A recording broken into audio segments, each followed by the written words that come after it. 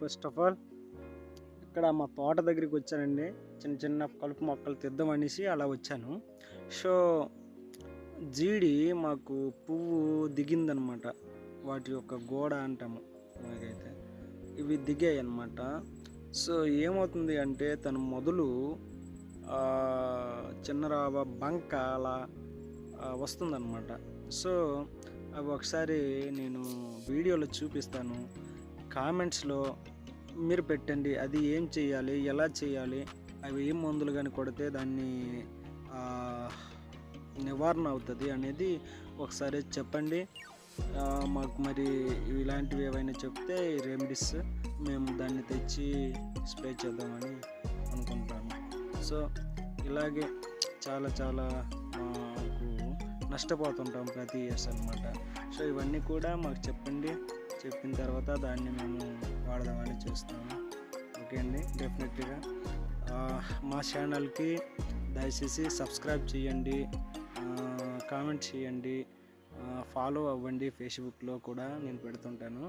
దయచేసి మాకు సపోర్ట్ చేయండి, మాకు మానిటైజేషన్ అయ్యేటట్టుగా చేయండి. మా యొక్క సబ్స్క్రైబర్స్ ఇంకో పెరగాలి.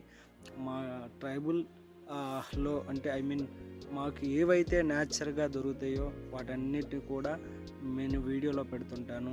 కొన్ని రెమెడీస్ అంటే మేము వాడే న్యాచురల్ కొన్నిటిని మెడిసిన్స్లా ఏవైతే మేము యూజ్ చేస్తామో ఇదిగండి ఇవి వాడుతున్నామని చెప్తుంటాను. అది కూడా మీరు నా వీడియోస్ చూడండి కంపల్సరీగా. అలాగే ఈ యొక్క జీడి ప్రాబ్లమ్స్ అనేది తుగుల్సా లేకపోతే ఫంగిసా లేకపోతే ఏంటో ఇది మాకు తెలియదు.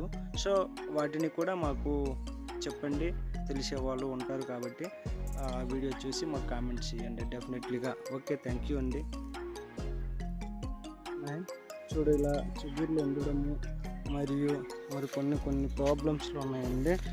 అవి నేను చెప్పాను కదా, జిగురుగా ఉంటుంది, ఆ జిగురులో బంకగా ఉంటుంది. ఇదండి ఎట్లా వస్తుంది అనమాట. చిగురుకి కొమ్మలు అంటే చిగురు చివరన ఎట్లా వస్తుంది ఇగోండి, ఇగో ఎట్లా ఎండిపోతుంటుంది అనమాట. అవి ఆ బ్లాక్ ఉంది కదండి కాడ, ఆ కాడ అలాగ అయిందనుకోండి అవి ఎండిపోద్ది అనమాట. సో మాకు వీటి గురించి చేయండి. ఇవ్వండి ఆ కాడికి సో ఇట్లాగా బంక వచ్చేస్తుంది, ఇట్లాగా ఇవి సిగురేసిన వెంటనే ఎండిపోద్ది అనమాట.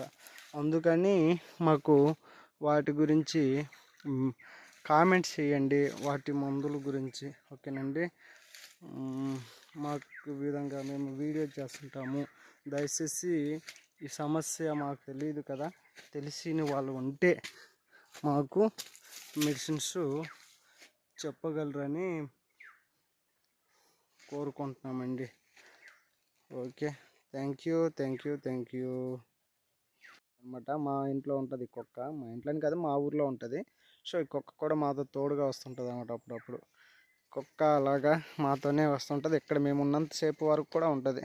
ఇవ్వండి నేను కలుపు మొక్కలు తీస్తుంటాను అనమాట. ఈరోజు ఇలా తీసినాను అక్కడి వరకు ఇవన్నీ తీసి.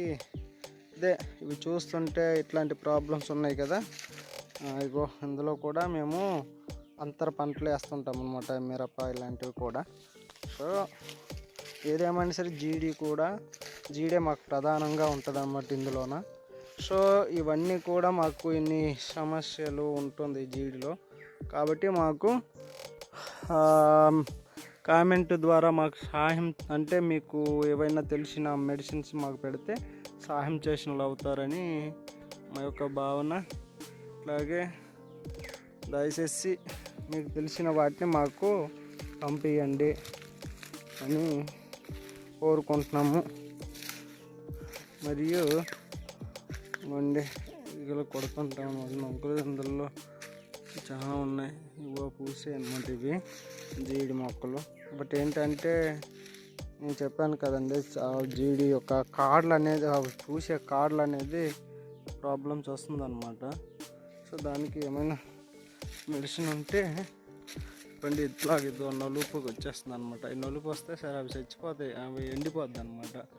ఇవి ఎందుకు ఇలా ఈ తెగుళ్ళు ఎందుకు వస్తుందా లేకపోతే ఫంగస్ ప్రాబ్లమా ఏంటనేది మాకు కరెక్ట్గా తెలియజేయగలరని కోరుకుంటున్నామండి. ఓకే అండి, థ్యాంక్ యూ.